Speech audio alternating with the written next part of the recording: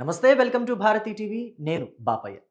War దెబ్బకి వంటగది షేక్ అవుతోంది అని చెప్పేసి ఈ వీడియోకి నేను ఒక టైటిల్ పెట్టాను. అంటే ఎక్కడో ఇరాను ఇజ్రాయెల్ మధ్య వార్ జరుగుతుంటే మన భారతదేశంలో వంటగదికి ఏం సంబంధం, అసలు ఈ టైటిల్ ఎందుకు పెట్టావు అని చెప్పేసి మీకు అనుమానం రావచ్చు. పూర్తి డీటెయిల్స్ ఈ వీడియో ద్వారా నేను మీకు తెలియజేస్తాను. ఎక్కడా స్కిప్ చేయకుండా ఎండ్ వరకు చూడండి. సో ప్రస్తుతం ఇరాను ఇజ్రాయెల్ మధ్య వార్ జరుగుతుంది కదా. మరి వార్ జరుగుతున్నప్పుడు ఇరాన్ నుంచి ఇజ్రాయెల్ నుంచి ఏవైనా సరుకు రవాణా నౌకలు గానీ, లేకపోతే యుద్ధ నౌకలు గానీ వస్తున్నాయి అనుకోండి, వాళ్ళు ఊరుకుంటారా?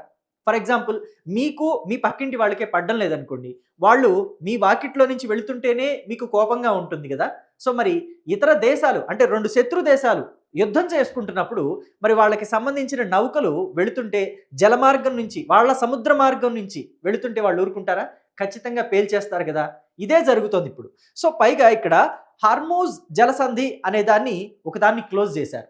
సో ఇది క్లోజ్ చేయటం వల్ల సరుకు రవాణా అంతా కూడా బాగా టైట్ అయిపోయింది. ముఖ్యంగా క్రూడ్ ఆయిల్‌కి సంబంధించిన నౌకలు, గ్యాస్ రవాణాకి సంబంధించిన అంటే ఎల్‌పీజీ గ్యాస్‌కి సంబంధించిన నౌకలు అన్నీ కూడా రవాణా ఆగిపోయాయి. ఈ రవాణా ఆగిపోవటం వల్ల చాలా ఇబ్బందులు ఎదురవుతున్నాయి. మిగతా సరుకు రవాణా కన్నా మన భారతదేశానికి ఈ క్రూడ్ ఆయిల్, గ్యాస్‌కి సంబంధించిన నౌకలు ఆగిపోతే మాత్రం చాలా ఇబ్బంది ఎదురవుతుంది. ఆ ఎఫెక్ట్ ఎక్కడ పడుతుంది అనంటే మన భారతదేశంలోని ప్రతి ఇంటి వంటగది మీద పడుతుంది. అందుకనే నేను వార్ దెబ్బకి వంటగది షేక్ అవుతోంది అని చెప్పేసి టైటిల్ కూడా పెట్టాను. ప్రస్తుతం చూసుకున్నట్లయితే భారతదేశంలో ఎలాంటి పరిస్థితులు నెలకొన్నాయంటే చాలా రెస్టారెంట్లు, హోటళ్ళు మెనూస్ మార్చేశాయి. ఇక మీదట మేము ఎక్కువగా దోసలు అంటే పూరీలు, చపాతీలు లాంటివి చేసి పెట్టలేము. ఒకవేళ చేసి ఇచ్చినా గానీ రేట్ ఎక్కువ ఉంటుంది. అందుకు ఇష్టమైతేనే మీరు ఆర్డర్ చేయండి అని చెప్పేసి కొన్ని రెస్టారెంట్లు, హోటళ్ళు చెప్పాయి. కొన్ని అయితే అసలు శాశ్వతంగా అంటే తాత్కాలికంగా మూసేశాయి. మేము ఇలా అయితే నడపలేము, కాబట్టి వీటిని మూసేయటమే బెటర్ అని చెప్పేసి కొన్ని రెస్టారెంట్లు, హోటళ్ళు మూసేశాయి. కొంతమంది రెస్టారెంట్లు, హోటళ్ళ వాళ్ళైతే ఏం చేశారంటే ఒక నలుగురు, ముగ్గురు అంటే వాళ్ళు ఒక కూటమిగా ఏర్పడి వాళ్ళు నలుగురు, ముగ్గురు రెస్టారెంట్లు వాళ్ళంతా కూడా ఒక చోట స్థలాన్ని తీసుకుని అక్కడ కట్టెల పొయ్యి మీద వంట చేసి వాళ్ళ హోటళ్ళకి ఆ బిర్యానీలు అవన్నీ తీసుకువెళ్ళి అక్కడ పెట్టుకొని సప్లై చేస్తున్నారు. ఆర్డర్‌ని బట్టి వాళ్ళు అక్కడ సప్లై చేసుకుంటున్నారు. ఇదొక రకంగా కొంత వెసులుబాటు కలుగుతుంది. కొంతమందికి మాత్రమే, అది అందరికీ కాదు కదా. రోడ్డు మీద బండి పెట్టి ఎల్‌పీజీ కమర్షియల్ గ్యాస్ సిలిండర్‌ని ఉపయోగించి వంట చేసుకొని పొట్ట పోసుకునే వాళ్ళు ఉంటారు. వాళ్ళంతా ఏమైపోవాలి? ఈ ఎల్‌పీజీ గ్యాస్ సిలిండర్‌లు ఇప్పుడు చాలా టైట్ అయిపోయాయి. కమర్షియల్ ఎల్‌పీజీ గ్యాస్ సిలిండర్‌లు. అలాగే నార్మల్ గ్యాస్ సిలిండర్‌లకైతే అంటే ఇంట్లో వంట చేసుకుంటారు కదా. మన ఇళ్లలో ఆడవాళ్ళంతా వంట చేస్తారు. కొంతమంది మగవాళ్ళు కూడా చేస్తారనుకోండి. అది వేరే విషయం. నేను ఎవరిని తప్పు పట్టడం లేదు ఇక్కడ. ఇంట్లో వాడే వంట గ్యాస్ గురించి చెప్పడమే నా ఉద్దేశం. క్షమించాలి. సో అయితే ఇంట్లో వాడే వంట గ్యాస్ నార్మల్ డొమెస్టిక్ గ్యాస్ అంటాం దీన్ని. సో ఈ గ్యాస్ సప్లైకి కూడా భవిష్యత్తులో భారం పడబోతోంది అని మనం వింటున్నాం. సో అసలు ఎందుకు అలా పడబోతుంది? అయితే మరి కేవలం గ్యాస్ ఒక్కటే కాదు. మనం క్రూడ్ ఆయిల్‌ని కూడా ఇతర దేశాల నుంచి తెప్పించుకొని ఇక్కడ రిఫైనరీల్లో వాటిని రిఫైన్ చేసి వాటిని ఏం చేస్తాం, పెట్రోలు, డీజిలు, కిరోసిను ఇలాగా వేరు వేరు చేస్తాం. సో వేరు చేసి వాడుకుంటాం. సో మరి ఇది కూడా ఆగిపోతుంది కదా. క్రూడ్ ఆయిల్ కూడా దిగుమతి ఆగిపోతుంది కదా. హర్మూజ్ జలసంధిని క్లోజ్ చేస్తే కేవలం గ్యాస్ మాత్రమే కాదు, క్రూడ్ ఆయిల్ కూడా ఆగిపోతుంది కదా. మరప్పుడు దీని పరిస్థితి ఏంటి? సో వాటన్నిటి గురించి నేను మీకు ఇప్పుడు వివరించే ప్రయత్నం చేస్తాను. అలాగే ఇంకొక విషయం కూడా మనం ఇక్కడ చెప్పుకోవాలి. ఇదంతా కూడా కేంద్ర విదేశాంగ శాఖ మీద చాలా భారం పడుతుంది. ఎందుకని అంటే ఫ్లైట్స్‌కి కూడా వాడేది ఇంధనమే కదా. మరి ఇంధనం లేకుండా విమానాలు ఎలా ఎగురుతాయి? అయితే ఇంధనం ఛార్జీలు పెరుగుతాయి కదా. మరి పెరుగుతున్నప్పుడు ఆ భారం ప్రజల మీదే పడుతుంది. దానికి సంబంధించి కూడా ప్రజలు ప్రభుత్వాన్నే ప్రశ్నిస్తారు, ప్రభుత్వాన్నే నిందిస్తారు. అలాగే ఎక్స్‌పోర్ట్స్, ఇంపోర్ట్స్ ఆగిపోవటం వల్ల మన దేశం నుంచి కూరగాయలు లేకపోతే గుడ్లు ఇలాంటివన్నీ కూడా ఇతర దేశాలకు ఎక్స్‌పోర్ట్ అవుతాయి కొన్ని దేశాలకి. వాటికి కూడా ఇబ్బంది ఎదురవుతుంది. మరి వాటి రేట్లు పడిపోతే రైతులు ఇబ్బంది పడతారు. అలాగే క్రూడ్ ఆయిల్ ఆగిపోతే గనక మరి దానివల్ల ఉత్పత్తుల్లో కొన్ని వాటి మీద ప్రభావం పడుతుంది. అంటే పెస్టిసైడ్స్ అలాగే యూరియాలు ఇలాంటివన్నీ కూడా క్రూడ్ ఆయిల్‌ని ఉపయోగించి చేసే అవకాశం ఉంటుంది కాబట్టి వాటి మీద కూడా రేట్లు పెరిగే ప్రభావం పడుతుంది. మరి అప్పుడు రైతులకి రెండు రకాలుగా ఇబ్బంది. ఇటు ఎక్స్‌పోర్ట్ అవ్వకపోతే వాళ్ళ ఉత్పత్తులకి రేటు తగ్గిపోతుంది. అలాగే పెస్టిసైడ్స్‌కి అలాగే యూరియా ఇలాంటి వాటికి కూడా రేట్లు పెరుగుతాయి. దానివల్ల దేశ ప్రజల మీద అది భారం పడుతుంది. అలాగే గ్యాసు, ఇంధనం ఇవి కూడా మరి పెట్రోల్, డీజిల్ రేట్లు పెరుగుతాయి. అలాగే గ్యాస్ ధరలు కూడా పెరుగుతాయి. గ్యాస్ అసలు దొరుకుతుందా లేదా అనే ఆందోళన కూడా ఇప్పుడు ప్రజల్లో ఉంది. సో ఎందుకు అలా ఉంది అనేది ఒకసారి మనం చెక్ చేద్దాం. చూడండి, గ్యాస్‌కి తిప్పలు తప్పట్లేదు. బుకింగ్స్‌కి బాగా పెరిగిపోయింది. గిరాకీ పెరిగిపోయింది. ఎందుకు అలా పెరిగింది అనంటే, మనకి సోషల్ మీడియా ఎంత మేలు చేస్తుందో, ఛానెల్స్, యూట్యూబ్ ఛానెల్స్, అలాగే శాటిలైట్ ఛానెల్స్ ఎంత మేలు చేస్తాయో, దానివల్ల కీడు కూడా అంతే జరుగుతుంది.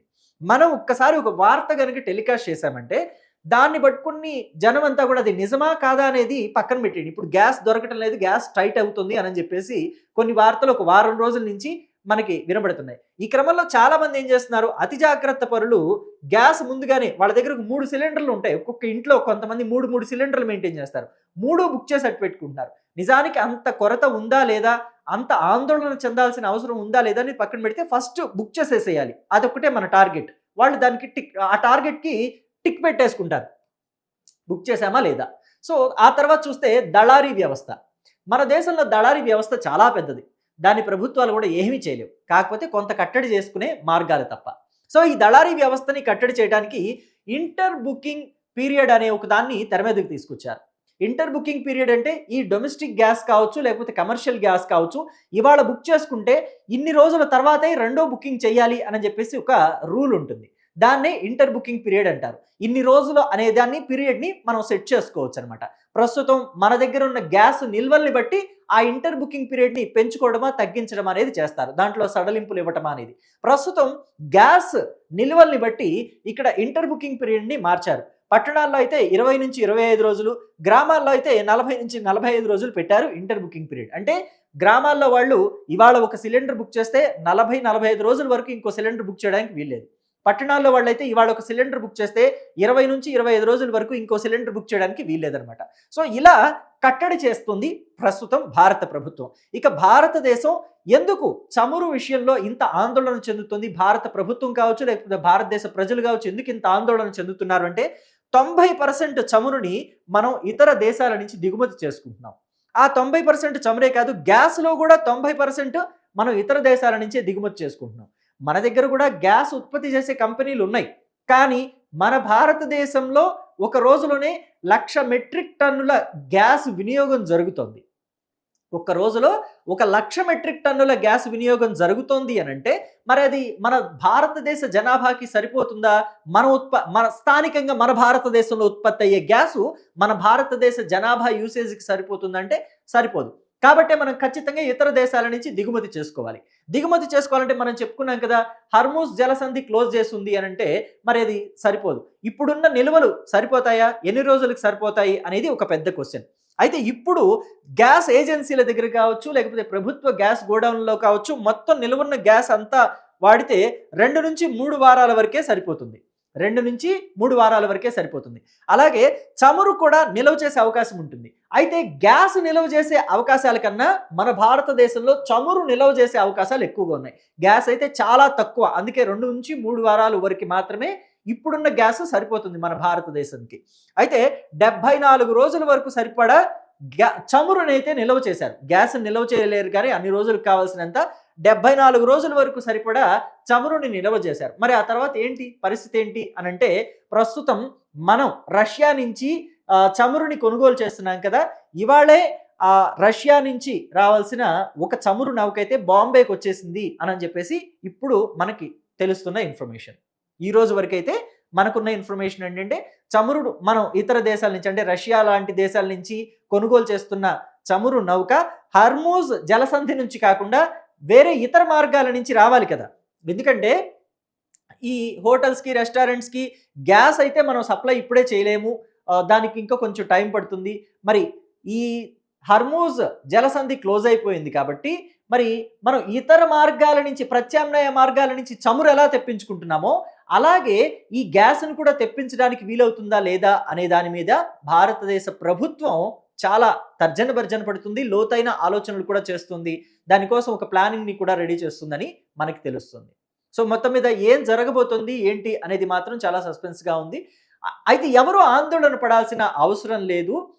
ఎక్కడా కూడా ప్రజలకి ఇబ్బంది రాకుండా చూసుకుంటాము అని చెప్పేసి చెప్తుంది. ఇక ఇప్పుడున్న పరిస్థితులకి భారతదేశంలో ఈ చమురు, గ్యాస్ వీటి వల్ల ఒత్తిడి పెరిగిన పరిస్థితుల్లో వంటకి సంబంధించి చాలామంది ప్రత్యామ్నాయ మార్గాలు చూసుకుంటున్నారు. ఇళ్లలో డొమెస్టిక్ గ్యాస్ ఒత్తిడి పెరుగుతుందేమో అని చెప్పేసి ఆల్రెడీ చాలామంది ఇండక్షన్ స్టవ్లని బుక్ చేసేసుకుంటున్నారు. ఆన్లైన్‌లో ఇండక్షన్ స్టవ్లు హాట్ కేకుల్లో అమ్ముడుపోతున్నాయి. అంటే ముఖ్యంగా మనకి పల్లెటూరులో కూడా ఈ మధ్య ఇండక్షన్ స్టవ్లు అందరూ కొంటున్నారు, వాడుతున్నారు. సో, పట్టణాల్లో కూడా ఈ మధ్య చాలామంది వాడుతున్న విషయాన్ని మనం చూస్తున్నాం గానీ, ఆ స్థాయిలో వినియోగం పెరగలేదు ఇండక్షన్ స్టవ్‌లకి. ఎందుకంటే ఆల్రెడీ గ్యాస్ ఉంది గదా! ఇంకేముందిలే దాంతో ఏం పని అని జెప్పేసి అనుకున్నాం. కానీ ఇప్పుడు ఈ గ్యాస్ ఎప్పుడైతే షార్టేజ్ వస్తుంది అని జెప్పేసి మనం వార్తలు రావటం మొదలుపెట్టినాయో మన భారతదేశంలో, వెంటనే చాలామంది ఇండక్షన్ స్టవ్‌లు దానికి సరిపడా పాత్రల్ని గూడా బుక్ చేసుకుంటున్నారు. ఆన్‌లైన్‌లో కొనుక్కుంటున్నారు. ఇంటికి తెచ్చుకొని ప్రస్తుతం వాడకం మొదలుపెట్టారు. అలాగే కొన్ని రెస్టారెంట్లలో కూడా కొన్ని రెస్టారెంట్‌లో పెద్ద పెద్ద రెస్టారెంట్‌లయితే స్టీమ్ ద్వారా వంటని వండే ప్రయత్నం కూడా చేస్తున్నాయి. ఆల్రెడీ వాళ్ళు చాలామంది ఇప్పటికే స్టీమ్ ద్వారా వంటని వండుతున్నారు కూడా.